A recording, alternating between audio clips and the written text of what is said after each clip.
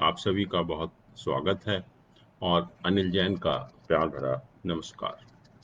दोस्तों, आने वाले सप्ताह में हम इंतजार कर रहे हैं एक बहुत अच्छे दिन का, बहुत शुभ दिन, बहुत पावन दिन, जो सिर्फ साल में एक बार आता है। ऐसा दिन पूरे साल में कोई दूसरा नहीं होता और इसका नाम है अक्षय तृतीया, या कुछ लोग इसको आखा तीज के नाम से भी जानते हैं। मैं कोशिश करूंगा आपको बताने का कि ज्योतिष की माध्यम से कि इस तिथि का इतना महत्व क्यों है। जब आपको समझ में आएगा कि ऐसी तिथि आपको दोबारा नहीं मिलेगी। और जहाँ तक हिंदू और जैन धर्म का सवाल है, इस तिथि का बहुत ज़्यादा महत्व है। इसको बहुत पावन तिथि माना जाता है। हिंदू धर्म के शास्त्रों के अनुसार ये तिथि सभी पापों का नाश करने वाली और सभी सुखों को प्रदान करने वाली तिथि मानी जाती है। इस तिथि के बारे में बहुत सारी जुड़ी मान्यताएं हैं। हिंदू धर्म में कहा जाता है कि भगवान परशुराम का जन्म इसी दिन हुआ था, इसी तिथि को हुआ था। और भगवान विष्णु के चरणों से धरती पर गंगा अवतरित इसी तिथि पर हुई थी। और ये भी कहा जाता है कि सतयुग, द्वापर युग, त्रेता युग का आरंभ भी इसी तिथि में हुआ था।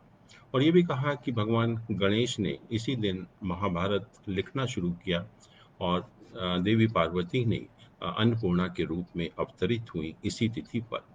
और ये भी कहा कि भगवान कृष्ण अपने बचपन के साथी सुदामा के पास भी इसी तिथि को गए थे। और इसी दिन अक्षय तृतीया के दिन ही बद्रीनाथ मंदिर के कपाट खुलते हैं। और कहा जाता है कि जो वृंदावन में बांके बिहारी मंदिर है, तो बांके बिहारी जी के चरणों के दर्शन साल में सिर्फ एक दिन होते हैं, अक्षय तृतीया के दिन।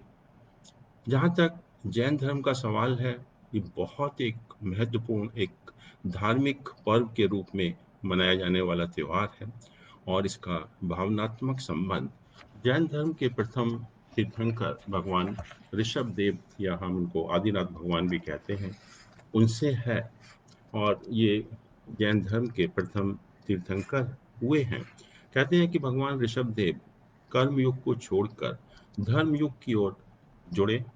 उन्होंने मुनि जीवन स्वीकार किया, राजपाट को छोड़ा और दीक्षा के साथ ही भगवान ऋषभदेव के पूर्वार्जित अंतराय कर्मों का उदय आ गया। उस टाइम लोग भिक्षा विधि से अपरिचित थे और जैन मुनि जो है भिक्षा के द्वारा ही भोजन ग्रहण करते हैं। प्रभु के प्रति अपार श्रद्धा रखते हुए भी आहार पाने के लिए किसी व्यक्ति ने उनसे नहीं कहा। किसी ने कहा हाथी ले लो, किसी ने कहा घोड़ा ले लो, किसी ने रथ के लिए आग्रह किया। प्रभु को नंगे पैर देखकर किसी ने रत्न जड़ित जूते पहनाकर उनका लेने का आग्रह किया। किसी ने नंगे सिर देखकर मुकुट धारण करने को कहा, किंतु आहार पाने के लिए कोई भी आग्रह नहीं करता था, क्योंकि लोग भिक्षा विधि से उस टाइम परिचित नहीं थे। तीर्थंकर जैन धर्म के अनुसार अत्यंत अनंत शक्तिधारी होते हैं। उन्हें क्षुधा पिपासा की व्यथा नहीं सताती है।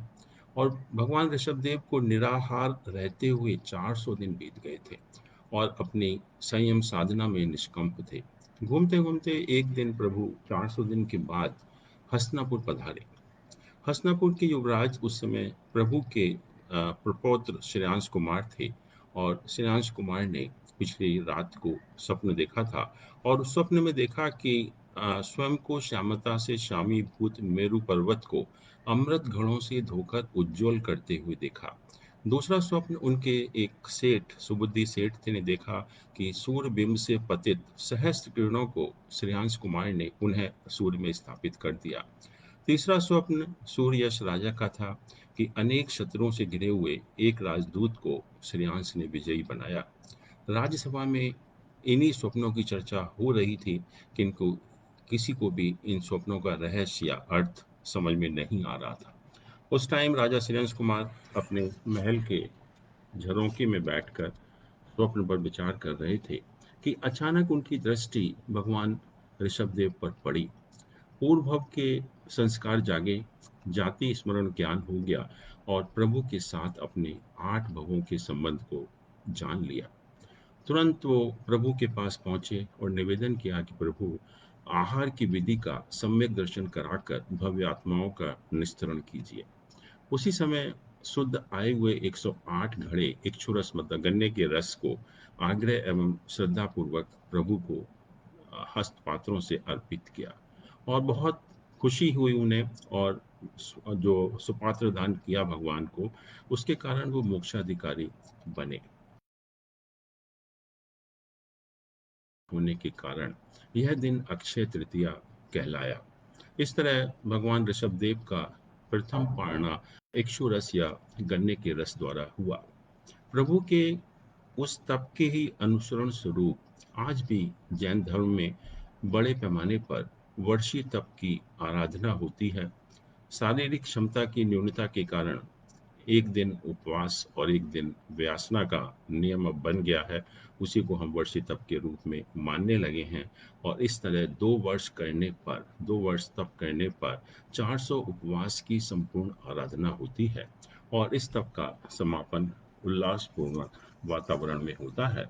और हस्तिनापुर में जैन धर्म में इस दिन बहुत बड़े एक मेले का आयोजन किया जाता है। अगर हम थोड़ा बात करें इस तिथि की क्या महत्व है, क्यों हम इस तिथि को इतना ज़्यादा मानते हैं। पहली चीज़ तो यह है कि इस तिथि ऐसी तिथि है कि इसमें हम कोई भी शुभ काम बिना मुहूर्त निकाले कर सकते हैं। पूरे साल में करीब 5-6 तिथियां ऐसी होती हैं जिनको हम स्वयं सिद्धि मुहूर्त कहते हैं, या उस दिन बिना मुहूर्त निकाले हुए हम कोई भी शुभ काम कर सकते हैं। और उसमें से अक्षय तृतीया तो बहुत ही एक शुभ तिथि है, बहुत ही एक पावन तिथि है। और इसीलिए इसको हम स्वयं सिद्ध तिथि भी कहते हैं, या अबूझ मुहूर्त भी कहते हैं, या कुछ लोगों को आपने सुना होगा अनसुझा मुहूर्त भी कहते हैं। कि किसी भी तरह के शुभ काम करने के लिए इससे अच्छा शुभ दिन आपको नहीं मिल सकता। इस दिन दान पुण्य करने का, पूजा पाठ करने का विशेष महत्व है। और सभी लोग, जैसा हम जानते हैं कि हम लोग पूजा पाठ करते हैं, दान पुण्य करते हैं, और उसका कहते हैं कि वो अक्षय सुख मिलता है, कभी नष्ट ना होने वाला सुख हमको मिलता है। और सोना खरीदने की परंपरा भी है कि कुछ वर्षों से हम लोग देखते हैं कि लोगों ने सोना चांदी खरीदना शुरू कर दिया इस दिन पर। और कहते हैं कि इस दिन पर अगर हम सोना चांदी करेंगे तो घर में जो है अक्षय सुख समृद्धि की प्राप्ति होगी। और इवन जो पितृ संबंधी कार्य भी होते हैं, वो भी कहा कि इस दिन करना शुभ होता है। और ये जो अक्षय तृतीया की पर्व है, हम वैशाख शुक्ल पक्ष की तृतीया को मनाते हैं। और जैसा आप सभी को विदित भी होगा आज तक कि इस वर्ष 14 मई को अक्षय तृतीया का पावन पर्व मनाया जाएगा। और ये तिथि, अक्षय तृतीया तिथि 14 मई को सुबह 5:38 से शुरू होकर 15 मई सुबह 7:59 तक रहेगी। और इस तिथि का जो शुभ मुहूर्त है 14 मई को 5:38 से 12:18 तक है दिन में। और इस पीरियड के लिए इस पीरियड में अगर हम पूजा पाठ करेंगे, दान पुण्य करेंगे, तो उसका जो फल होगा वो अत्यंत शुभ होगा। और जैसे मैंने कहा कि जो हम लोगों के पर्व हैं, हिंदू हो जैन हो, उनका कुछ ना कुछ कारण होता है। ऐसा नहीं कि किसी ने कह दिया कि अक्षय तृतीया बहुत अच्छी है तो आप उसको मानने लगिए। इसका कारण है।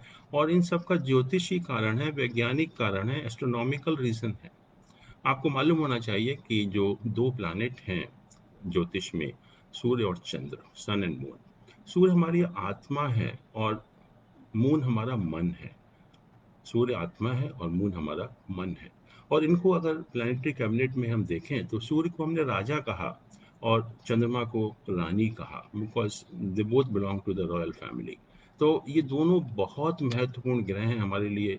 एक सन हमारी आत्मा और हमारा मन, अगर ये दो चीज़ें आपकी ठीक हैं तो आप दुनिया में कोई भी किसी तरह की समस्याओं का बहुत आसानी से सामना कर सकते हैं। और आपकी जो जीवन की जीने की कला है बहुत अच्छी होती है ऐसे लोगों की। और यही एक ऐसा दिन है जो सूर्य और चंद्रमा दोनों उच्च के हैं ज्योतिष में। सूर्य को उच्च राशि में जब मेष राशि में होता है तब माना जाता है। और चंद्रमा को जो वृष राशि होती है, टॉरस साइन होता है, उसमें उसको उच्च का माना गया है। तो यही एक ऐसा दिन है जिस दिन सूर्य और चंद्र उच्च राशि में होते हैं अपनी। और दूसरा ये तृतीया का दिन है, ठीक है। सूर्य और चंद्र उच्च के 2 दिन हो सकते हैं साल में, या तो अप्रैल के शुरू में होंगे या जैसा हम देख रहे हैं 14 मई को है। बट ये जो तृतीया की तिथि है और सूर्य और चंद्र का उच्च का होना, पूरे साल में एक ही दिन पॉसिबल है। और सूर्य चंद्र का उच्च का होना ज्योतिष में बहुत बड़ी एक बात मानी गई। और कहा गया कि अगर सूर्य और चंद्र जिस व्यक्ति के भी उच्च के होते हैं तो उसको जीवन की आप सोच भी नहीं सकते कि किस टाइप का जीवन उस व्यक्ति का होगा। जिस व्यक्ति की आत्मा अच्छी है, मन अच्छा है, मेंटल स्ट्रेंथ बहुत है, स्पिरिचुअल स्ट्रेंथ बहुत है, तो नेचुरली उस व्यक्ति को तो एक साक्षात भगवान का रूप है। और तृतीया में तिथियों को भी हमने जो हमारा जो लूनर कैलेंडर होता है जिसके द्वारा हम सारे पर्व अपने मनाते हैं, तिथि भी 5 तरह की होती हैं। नंदा, जया, भद्रा, रिक्ता, पूर्णिमा। उसमें सबसे अच्छी तिथि जो मानी गई, जया तिथि मानी गई। और वो तृतीया जो है एक जया तिथि है। जया मीन्स कि इट बिस्टोज विक्ट्री, आपको जीत का संदेश देती है। तो एक जया तिथि का होना और सूर्य चंद्र का उच्च का होना, इस साल में एक ही दिन पॉसिबल है। और ऐसा दिन मैं आपको बता दूं, ज्योतिष के हिसाब से, ज्योतिष ग्रंथों के हिसाब से दूसरा दिन साल में नहीं होता। और इसलिए इसको कहा कि ये एक इतना विशेष दिन है हम सभी के लिए कि इस दिन हम जो भी हम काम करेंगे, अच्छा काम करेंगे तो हमें अक्षय सुख मिलेगा। उस काम का अक्षय सुख मिलेगा, या मतलब अक्षय का मतलब कभी नष्ट ना होने वाला सुख हमें मिलेगा। तो इसका ज्योतिषीय कारण है, एस्ट्रोनॉमिकल रीज़न है, साइंटिफिक रीज़न है।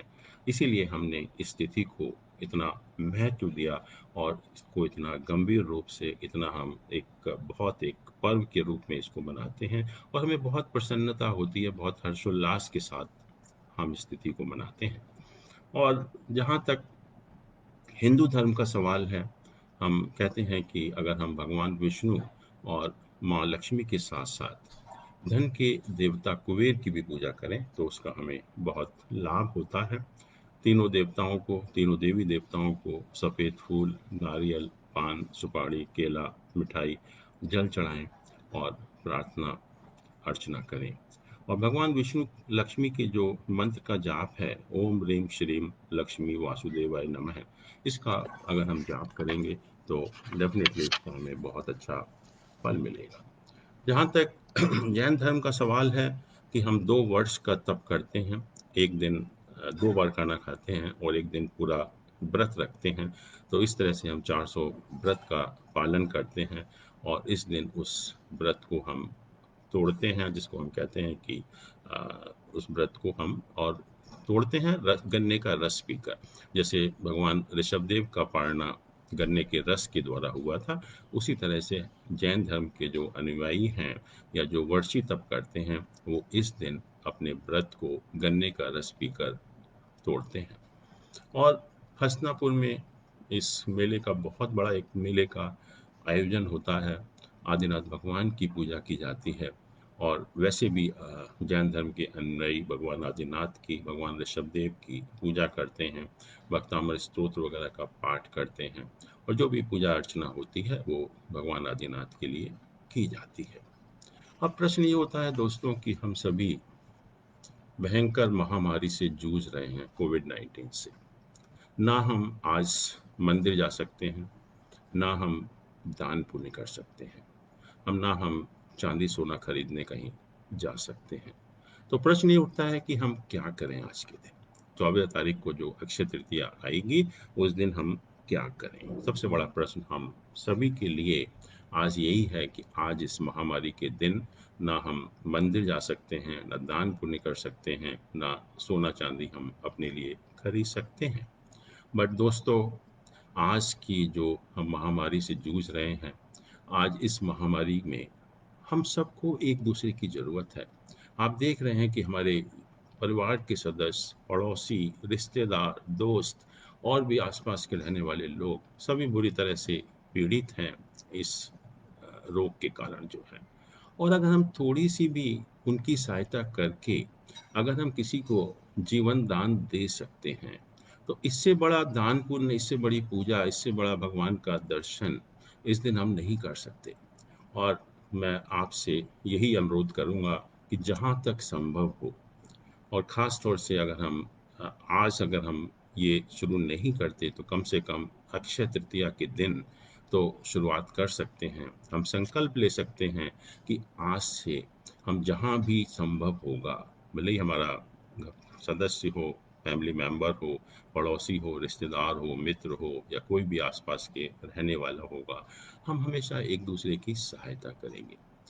दोस्तों, इंसानियत का एक क्षण, कम से कम अक्षय तृतीया के दिन हम दूसरों की जान बचाकर निकालिए। और एक इंसानियत का या मानवता का एक क्षण अगर आप किसी दूसरे के लिए दे सकते हैं, तो मैं निश्चय ही बता सकता हूँ कि भगवान आपके लिए क्या करेंगे, आप सोच भी नहीं सकते।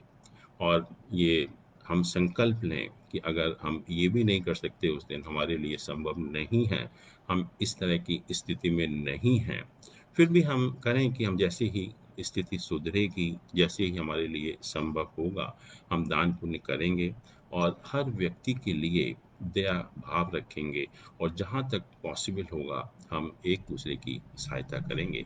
आज के समय में, इस कठिनाई के समय में, इतना इस अक्षय तृतीया के दिन इतना संकल्प लेना आपके जीवन के लिए बहुत एक सुखदायी होगा।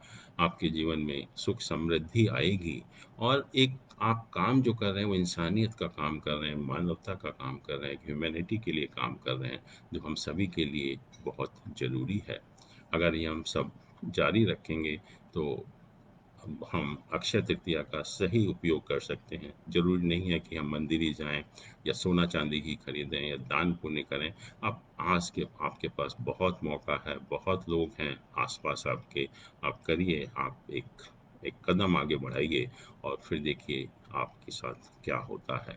तो अक्षय तृतीया के दिन अगर हम कम से कम इस चीज़ की शुरुआत करें, अपने मन में संकल्प ले लें कि आज से हम हर व्यक्ति के प्रति दया भाव रखेंगे, और जहाँ तक संभव होगा हम पूरी कोशिश करेंगे उसके एक तरह से आज के टाइम में जीवन दान या अभय दान करने के लिए। वो कहते हैं कि उससे बड़ा कोई दान नहीं होता है, और ख़ास तौर से अक्षय तृतीया के दिन करेंगे तो डेफिनेटली उसका आपको बहुत ज़्यादा फायदा होगा। दोस्तों, ये अक्षय तृतीया के बारे में आपको बताना चाह रहा था, लेकिन अभी मेरे पास कुछ प्रश्न हैं, तो उनको भी हम थोड़ा सा डिस्कस कर लेते हैं। ये पहला प्रश्न जो है, ये पूनम मल्होत्रा जी ने पूछा है दिल्ली से। Sir, I want to know about my son's marriage and the career, and his date of birth is 29th November 95. Time of birth is 0049 and place is Delhi. तो हमने इनका जो हॉरोस्कोप बनाया, और हॉरोस्कोप में जो लग्न है वो सिंह लग्न है, और राहु इनका थर्ड हाउस में है, और सन मरकरी जुपिटर जो तीन प्लैनेट हैं वो फोर्थ हाउस में प्लेस्ड हैं। मार्स और वीनस फिफ्थ हाउस में है, और मून और सैटर्न सेवन्थ हाउस में है, और केतु नाइन्थ हाउस में प्लेस्ड है। तो अगर हम इन के प्लैनेट की पोजीशन को थोड़ा सा अगर विचार करें, तो सबसे पहले जो मंगल ग्रह है, मंगल मतलब मार्स, वो फोर्थ हाउस का लॉर्ड है और नाइन्थ हाउस का लॉर्ड है। फोर्थ हाउस हमारा केंद्र है और नाइन्थ हाउस हमारा त्रिकोण स्थान है।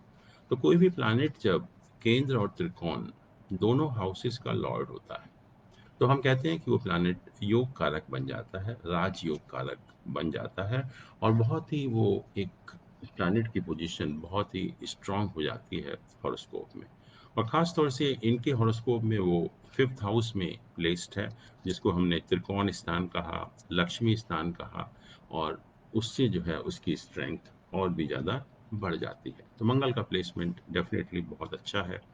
दूसरा, जो शनि है, अपने मूल त्रिकोण राशि में बैठकर केंद्र हाउस या सेवन्थ हाउस में प्लेस्ड है, तो इसके कारण एक महापुरुष योग बनता है, जिसको हम पंच महापुरुष योग में से एक पंच महापुरुष योग है, जिसको हम कहते हैं सस महापुरुष योग। और सस महापुरुष योग का मतलब होता है, क्योंकि शनि हमको स्टेटस देता है लाइफ में, तो ऐसे लोगों का जो प्रोफेशनल स्टेटस होता है बहुत अच्छा होता है, इसमें कोई डाउट नहीं है।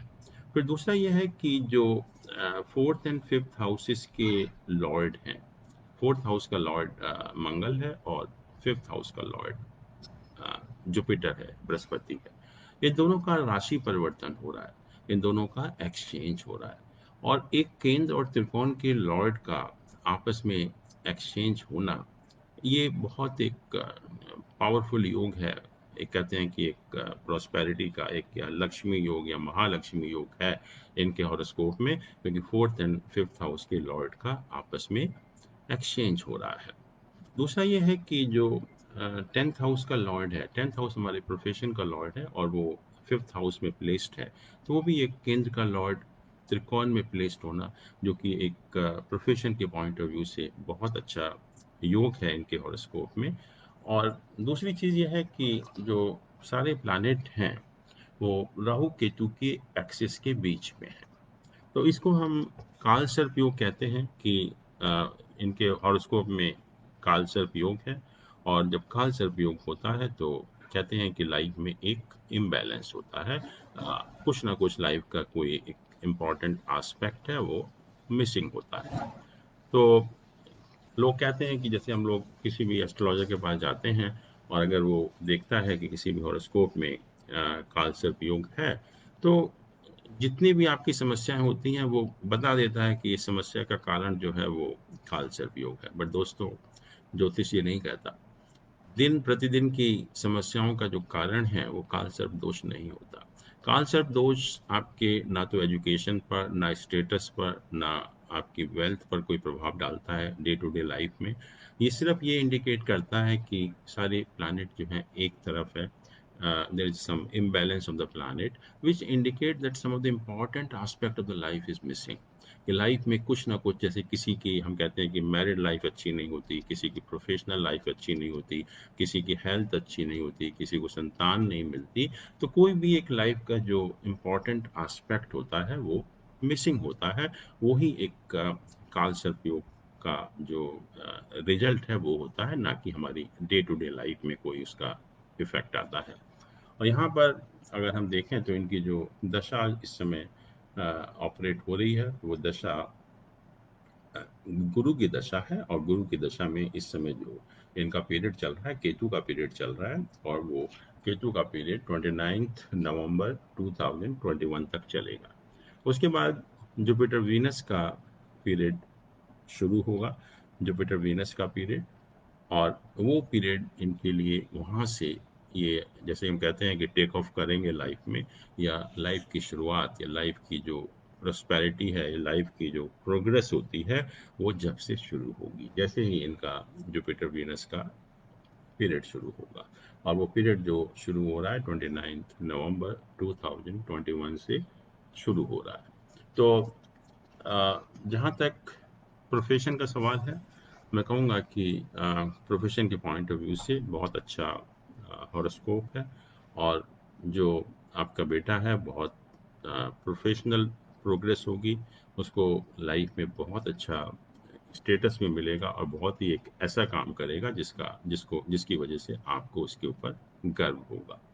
और जहाँ तक शादी का सवाल है, मैं देख पा रहा हूँ कि जो अ, शादी जो है, जैसे ही ये जुपिटर वीनस का पीरियड शुरू होगा, और अभी भी जो जुपिटर का ट्रांजिट है वो अभी सेवन्थ हाउस में ही चल रहा है, जो कि हमारा मैरिज का हाउस होता है। तो उस पॉइंट ऑफ व्यू से भी देखें तो मुझे लग रहा है कि नेक्स्ट ईयर शुरुआत में शादी होने की पूरी संभावना है। और शादी में भी एक हैप्पी मैरिड लाइफ में कहूँगा, शादी में कोई ऐसी प्रॉब्लम इंडिकेटेड नहीं है, क्योंकि जुपिटर हमारा एट्थ हाउस को देख रहा है, and eighth house is the strength of marital bond. तो उस पॉइंट ऑफ व्यू से जो एट्थ हाउस है स्ट्रांग है, तो शादी में कोई भी संभावना होने की बात नहीं है। तो ये इनका हॉरोस्कोप है कि, बट मैं यही कहूँगा कि कालसर्प योग चल रहा है, तो कालसर्प योग है इनके हॉरोस्कोप में, तो कालसर्प योग का कुछ उपाय करें। और दूसरा, साढ़े साथी भी इनकी चल रही है। साढ़े साथी का जो फर्स्ट फेज है उसकी जनवरी 2020 में शुरुआत हुई थी, और साढ़े साथी अभी चलेगी, क्योंकि अभी अप्रैल में जब शनि साइंस शिफ्ट करेगा तब वो सेकंड फेज की शुरुआत होगी। तो उसके बाद 5 साल का पीरियड और भी होगा, तो करीब 6 साल का पीरियड अभी साढ़े साथी में बाकी है। और साढ़े साथी के रिजल्ट तो डेफिनेटली अच्छे होंगे, लेकिन मेंटल टेंशन जो है उस पीरियड में काफ़ी रहता है, उसका आपको ध्यान रखना है। दूसरा जो एक प्रश्न है, वीनानंदा जी पूछ रही हैं दिल्ली से। उन्होंने एक हॉरोस्कोप दिया है। दिस इज 19 फरवरी 1942 11:30, और जो जन्म स्थान है वो सरगोदा है पाकिस्तान में। तो वो पूछ रही हैं कि इनकी जो दशा चल रही है जुपिटर सैटर्न की इस टाइम, तो वो दशा क्या मारक दशा है? मारक दशा का मतलब होता है कि जो प्लैनेट मृत्यु तुल्य कष्ट देते हैं या डेथ इन्फ्लिक्टिंग प्लैनेट्स होते हैं, उनको हम मारक प्लैनेट कहते हैं। तो इनकी जो दशा है हॉरोस्कोप के हिसाब से, जुपिटर सैटर्न का पीरियड इनका 24 फरवरी 2020 को शुरू हुआ था, and that will continue till 10 सितंबर 2022। तो जुपिटर और सैटर्न की इनकी दशा चल रही है। अब जो हॉरोस्कोप है या एस्ट्रोलॉजी है, उसमें जो सेकंड हाउस और सेवंथ हाउसेस जो है मारक स्थान होते हैं। इसका मतलब उसमें जो प्लैनेट प्लेस्ड होते हैं, या उनके जो लॉर्ड होते हैं, या जो प्लैनेट उनको आस्पेक्ट करते हैं। और सबसे स्ट्रॉन्ग कहा कि जो उस हाउसेस के लॉर्ड होते हैं वो सबसे स्ट्रॉन्ग मारक होते हैं। उसके बाद जो प्लैनेट प्लेस्ड होते हैं इन हाउसेस में, उनका नंबर है। और तीसरा नंबर है जो इन प्लैनेट को आस्पेक्ट करते हैं। तो पहली चीज़ तो ये है कि इनके सेकंड और सेवंथ हाउस में किसी भी प्लैनेट का प्लेसमेंट नहीं है। दूसरा, जो जुपिटर सैटर्न की बात कर रहे हैं, सेकंड हाउस का लॉर्ड मरकरी है, और सेवंथ हाउस का लॉर्ड मार्स है। तो वो भी मारक नहीं है, उनकी दशा अभी नहीं चल रही है। लेकिन हाँ, जुपिटर सेवंथ हाउस को देखता है और सैटर्न जो है वो सेकंड हाउस को देख रहा है। तो उस पॉइंट ऑफ व्यू से कहेंगे कि हम मारक प्लैनेट हैं। बट जैसे मैंने कहा कि ये इतने स्ट्रॉन्ग मारक नहीं होते हैं। सबसे स्ट्रॉन्ग मारक होते हैं उन हाउसेस के लॉर्ड, उसके बाद जो प्लैनेट वहाँ प्लेस्ड होते हैं, और थर्ड नंबर आता है जो प्लैनेट उनको एस्पेक्ट कर रहे हैं। तो मुझे नहीं लगता कि ये बहुत स्ट्रॉन्ग मारक हैं। छोटी मोटी हेल्थ की प्रॉब्लम हो सकती है, बट उसकी रिकवरी होने की संभावना है। हमारे साथ कुछ जुड़े हुए हैं, मनीषा जी हैं, किरण कुमार बोया जी हैं, उन्होंने भी कुछ पूछा है कि 20 मई 96 9 AM करनूल में आंध्र प्रदेश में बर्थ है। Can I get government if I get which field like bank और एसएससी और the railways? Let us see the position in the horoscope.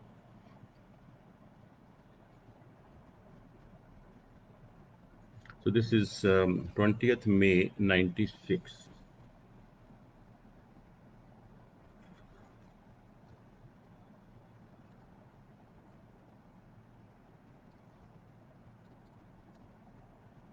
Time is 9 AM.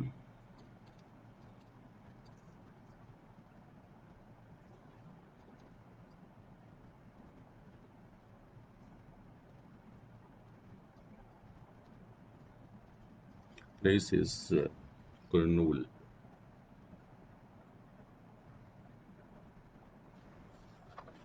Right. तो इनका जो हॉरोस्कोप है, इनका लग्न जो है जैमिनी है, जहाँ पर वीनस और मून का प्लेसमेंट है। जुपिटर इनका सेवन्थ हाउस में है रेट्रोग्रेड होकर। सैटर्न एंड केतु आपके 10th हाउस में है, जो हाउस ऑफ प्रोफेशन होता है। और मार्च एंड मरकरी 11th हाउस में, हाउस ऑफ गेंस है। और दूसरा जो सन है वो 12th हाउस में है। और इसमें अगर आप देखें कि जो सन है, मैंने कहा था कि गवर्नमेंट जॉब के लिए दो प्लैनेट का स्ट्रांग होना बहुत ज़रूरी है।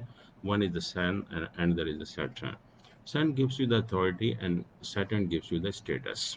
So if you want to get a good status in the government, both these planets have to be strong. तो यहाँ पर अगर हम सन को देखें तो पहली चीज तो यह है कि sun is placed in 12th house in the sign of its enemy. Second, it is having an aspect of Saturn and Rahu also. So this becomes a very weak planet. Sun is having an aspect of Saturn as well as Rahu, and because it is placed in the 12th house, which is the sign of its enemy, so it's not a very good position of Sun in the horoscope. And unless Sun is very strong, it's very difficult to get a government job. और इसमें एक जो positive point यही है कि जो 9th house का Lord है, जो हमारा भाग्य स्थान है, वो शनि है, और शनि का जो प्लेसमेंट है वो 10th हाउस में है। तो वो इंडिकेट ये करता है कि आपको जो एक अच्छी प्रोफेशनल पोजीशन जो है मिलती है। और दूसरा, मंगल मंगल बेसिकली इंडिकेट्स रेलवेज आल्सो। तो मंगल की जो पोजीशन है 11th हाउस में मरकरी के साथ है, अपने साइन में है, और जुपिटर उसको देख भी रहा है। Mangal is very strong planet, so it is clear indication that although I won't say about civil service like government competition exam, but definitely you can try in some position in the railways, and I hope, because Mars is so strong, so you can get that position in the railways. So better, I think, is to wish you good luck and you should try for the railways.